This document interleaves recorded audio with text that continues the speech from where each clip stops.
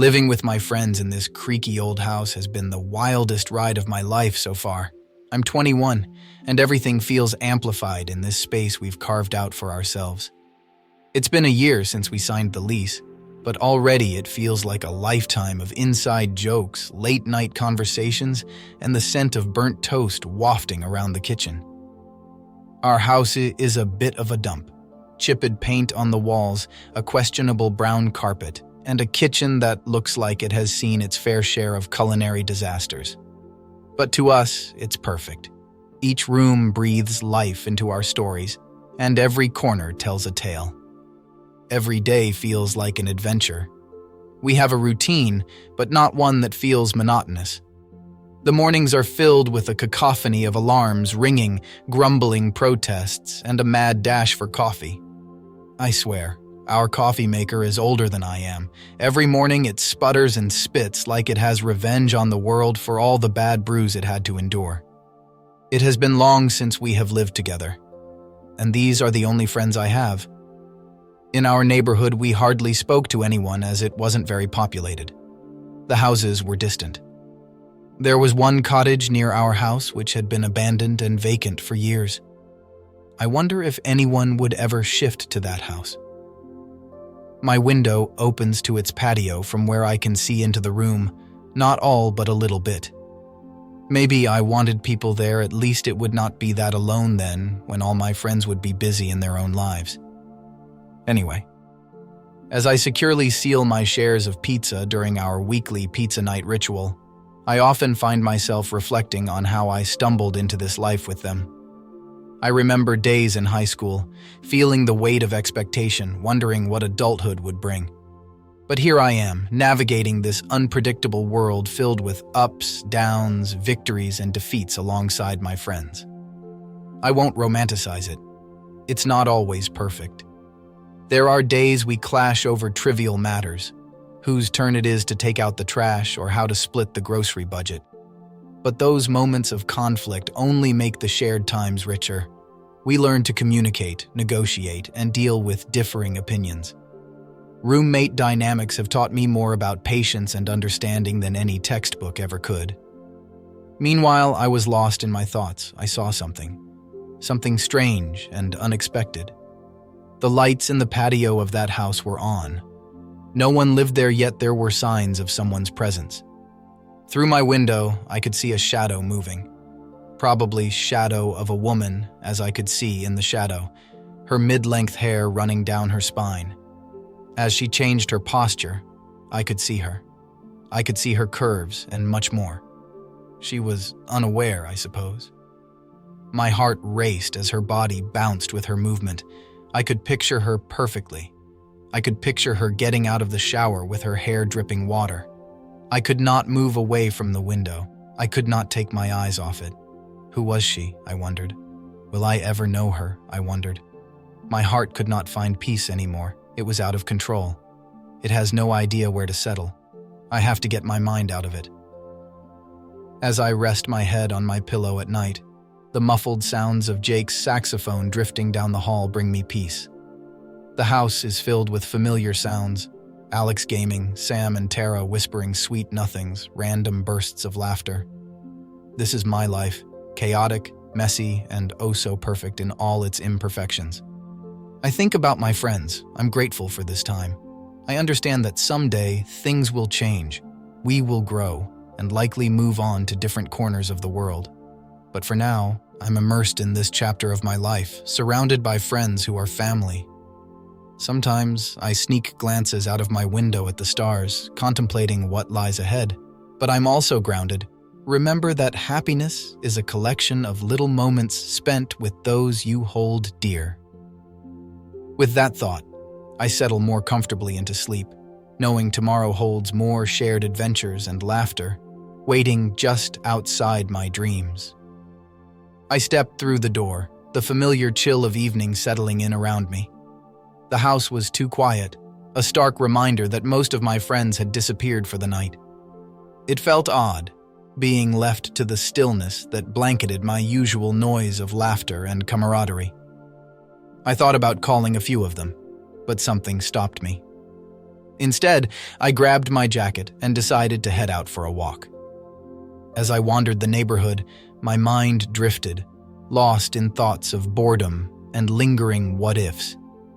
That's when I spotted them, two familiar figures standing near a cafe. It took me a moment, but recognition struck. It was her aunts, friends of my mother's. I couldn't believe they were in town. "Hey, is that you?" I called out. My curiosity piqued. They turned, expressions shifting from surprise to recognition. They greeted me with warm smiles that lit up the dim street. I'd seen them around a few family gatherings, but today was different. There was a sparkle in their eyes that suggested they were both carefree and adventurous, a stark contrast to the serious appearances they usually maintained in more formal settings. "It's so nice to see you," said the one on the left, the 63-year-old, her dark hair framing her face elegantly, despite the few gray strands peeking through. "What are you two doing out here?" I asked, feeling a mix of excitement and intrigue. "We're on a little trip," the other, now 64, chimed in, her laughter rich and infectious. "Just exploring the area while we can. This city has so much to see." I found myself captivated, not just by their beauty, which was striking, but by their energy. They wore their years like badges of honor, exuding confidence and poise. The way they stood, the way they laughed, it drew me in. It almost felt surreal to realize that they had lived full lives and here they were, enjoying a moment with me. A somewhat young adult who was often caught in the shadow of my own peers. "Where are you staying?" I asked. "Right next to you in that cottage," Lisa said. "Wait, what? Is that? Are they staying there? It means the woman who I saw is one of them for sure." "Do you want to join us?" the younger-looking aunt asked, her eyes sparkling with mischief.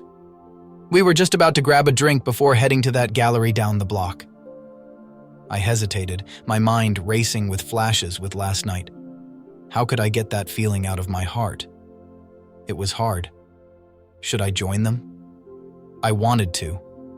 And I thought of my friends and how they usually never ventured into such exciting encounters. But this felt different, inviting, like a chance to step outside my own bubble, an unexpected adventure. They were vibrant and alive, and I longed to share in that moment. "Sure, I'd love to," I replied, surprising even myself with the enthusiasm in my voice. As we walked toward the cafe, the conversation flowed easily. They shared stories of their travels, the mischief they'd gotten into over the years, and the hilarity of their antics. It was refreshing. There was no facade, just genuine laughter and connection. At the cafe, we took a table outside, the warm lights twinkling around us like stars. They both opted for cocktails while I stuck to soda, which they teased me about, playfully urging me to loosen up. I felt a rush of warmth from their playful banter. I hadn't realized how stifled I'd felt amongst my own friends until now. Between bites of appetizers and sips of drinks, I was amazed at how effortlessly they engaged me in conversation, drawing out stories from my life. Before I knew it, we were laughing about shared experiences, and their youthful spirits made me reflect on what it meant to truly embrace imperfections and life's unpredictability. "Life is too short to hold back," the older one said, a glint of fervor in her eyes. I nodded, recognizing that truth in a way I hadn't before. Was I letting opportunities slip away simply because of my fears or reservations? "Have you ever thought about what you want to do, what makes you feel alive?" the younger aunt inquired curiously. I paused, searching for the right words. I had dreams, aspirations even, but often I felt weighed down by the expectations of my peers, the shoulds that everyone seemed to carry. But here I was, sitting across from two remarkable women who were choosing adventure over routine, fearlessness over caution. As the evening unfolded, I felt a connection grow, not just with them as individuals, but with the idea of living fully. Their laughter rang in my ears, warm and liberating, and I realized I was witnessing something beautiful, the power of friendship and the allure of unexpected connections. By the time we finished our drinks and headed towards the gallery, I sensed a shift in myself. I felt lighter, more connected to the world around me, as if I were shedding layers of hesitation. These two women, despite their age, were inspirations dressed in elegance and laughter, a testament to what it meant to truly live. As we left the cafe, my heart echoed with the understanding that life isn't just about the paths we choose, but also about the connections we make along the way. Meeting them that night was a lesson I would carry with me long after they left town. Life was an adventure waiting to unfold. All I had to do was embrace it. I pushed my thoughts back. I was not supposed to think about them like that. What if they ever find it out? How bad would that be? After all, they are mature women. They are my aunts. I am just being pathetic. Yet, it was hard to resist. Every so often, I would see her in the market. At first, it was a fleeting moment, just a glimpse of her auburn hair catching the sunlight as she moved past a stall overflowing with fruits. I remember the first time I noticed her. She was haggling over a bushel of fresh tomatoes, her laughter ringing out like wind chimes in the warm air. I hadn't thought much of it then, just a moment unremarkable in its mundanity. But that changed. The next time our paths crossed, a week later, she was in a different corner of the market, inspecting the local honey. It was in the way she leaned in, eyes narrowing in concentration, that made me pause.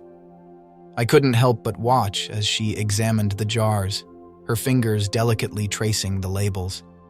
It felt as if the entire world around us faded into a blur, and it was just she and I. When my gaze met hers, there was a spark. Instead of looking away, we held each other's eyes for a heartbeat longer than necessary, until her lips curved into a playful smile and she turned back to the honey, pretending to be absorbed in her choice. I remember walking away, my heart racing, wondering what I had just felt. As days turned into weeks, these encounters became a delightful routine. I found myself subconsciously planning my trips to the market around her schedule. I noticed the little things. How she always wore that bright blue scarf, how she smiled at the vendors, and how her laughter seemed to float through the air, keeping me company even when she was out of sight. Once, while picking up some fresh herbs, I saw her at the bread stall nearby, engaged in conversation with the baker. There was a warmth in her voice that wrapped around me like a soft blanket. The baker gestured toward me, and I held my breath, unsure of what she might say. Instead, she winked at me, just a quick, subtle gesture that made my heart leap. The baker chuckled, and she turned her attention back to him, but I was left hanging in a delightful daze. There was also that crisp autumn day when she knocked over a basket of apples. The fruits rolled in all directions, and instinctively I rushed to help. As we gathered the runaway apples, our hands brushed together, a jolt of electricity coursing through me with that simple touch. She laughed it off, but her cheeks flushed a delicate pink, and I couldn't suppress my own smile.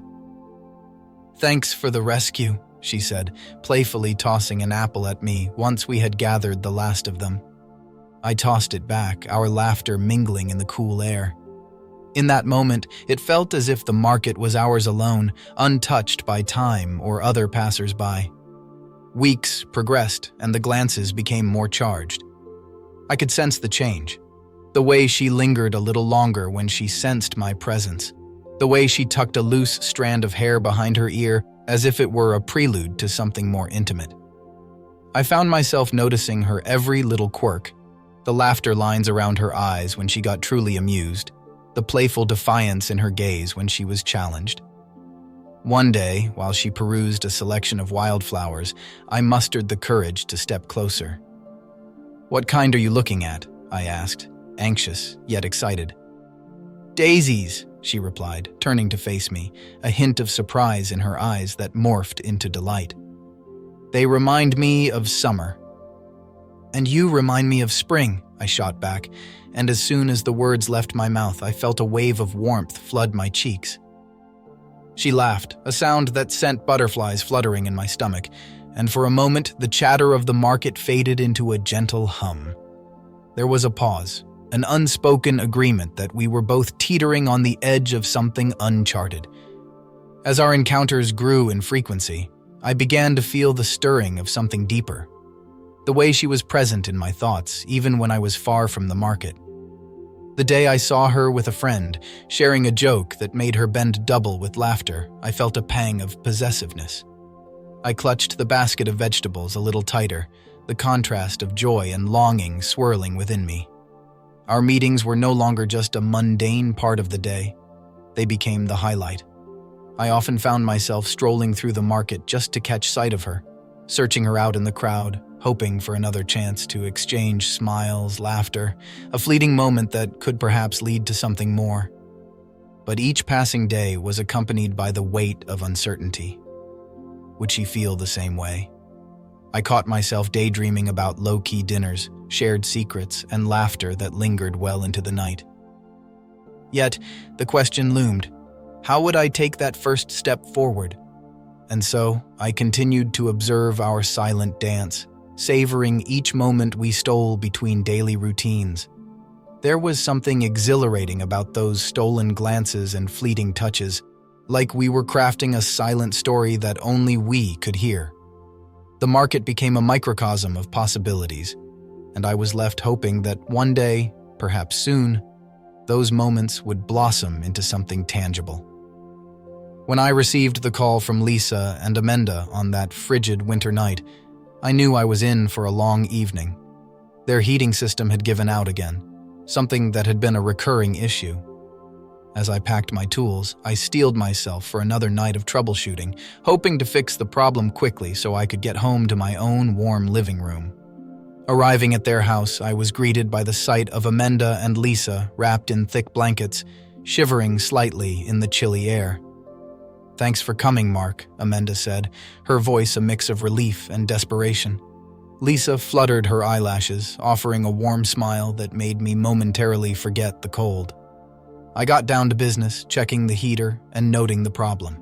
As I worked, I heard their banter in the background, an easy rhythm that spoke to their long-standing relationship.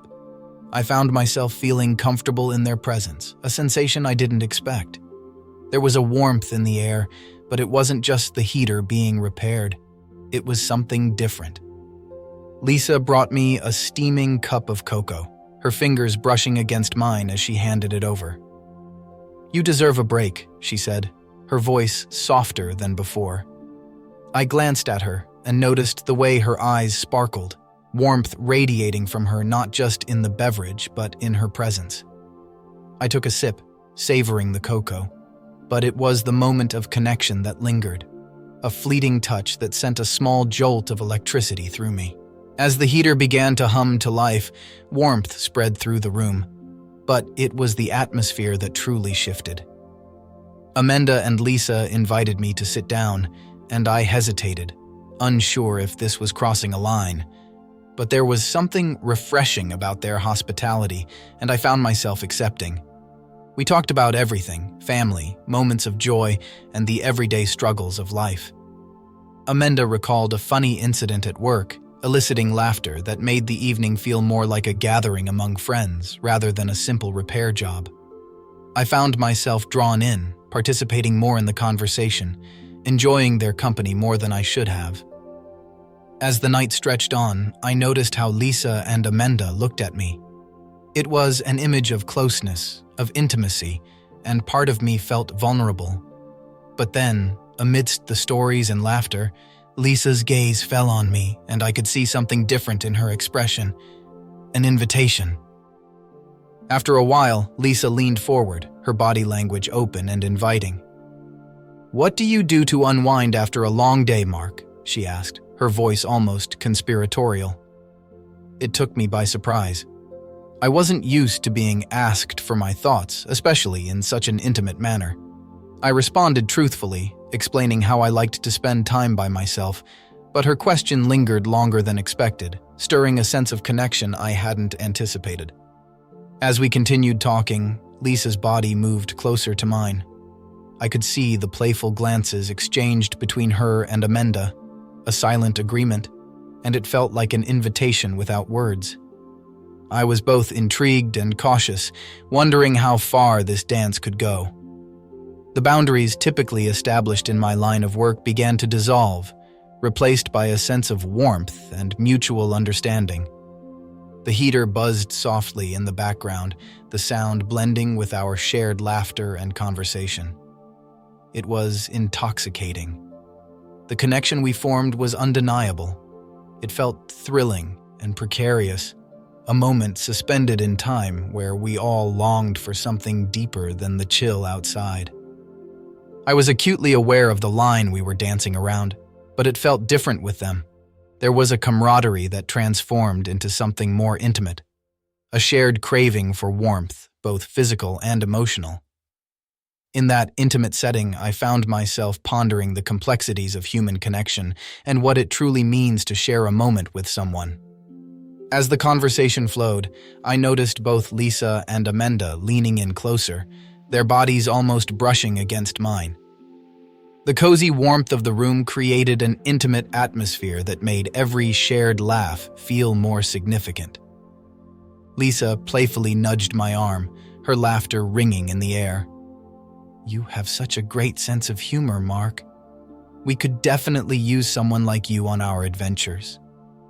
Her proximity was intoxicating, and I felt a flutter in my chest, a growing sense of attraction that surprised me.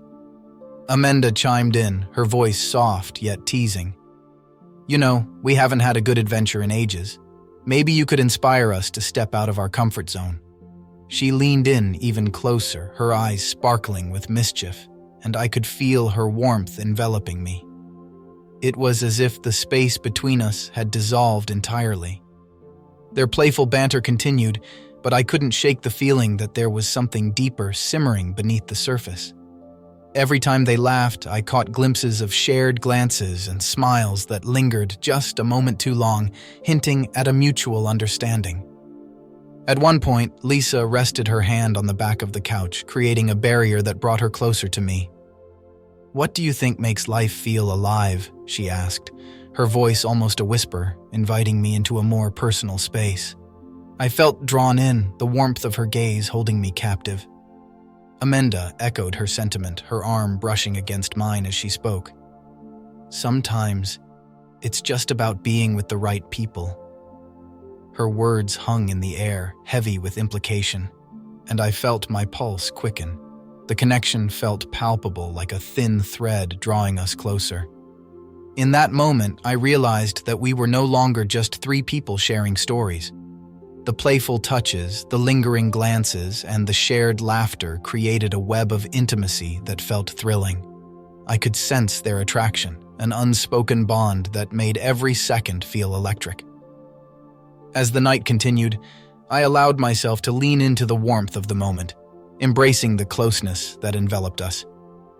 The barriers of age and expectation faded, leaving behind a feeling of possibility, a shared adventure waiting to unfold. Amanda ran her fingers on my knee, and that made me feel some waves throughout my body. I glanced at her, caught between surprise and an undeniable thrill. The room was dimly lit, shadows dancing around us, amplifying the tension in the air. "Are you okay?" she asked softly, her eyes searching mine for a reaction. I nodded, though my heart raced. Her touch lingered, sending a shiver up my spine. What was happening between us felt electric, as if the world outside had faded away. Her hand trailed up between my thighs, and her soft touch, in an expert way, made me feel every bit of it. Her hands kept moving slowly with a slightly pressuring grasp. She knew exactly what to do. Lisa leaned in, capturing my attention as she gently held my face in her hands. The sweet scent of berries enveloped me, intoxicating and inviting.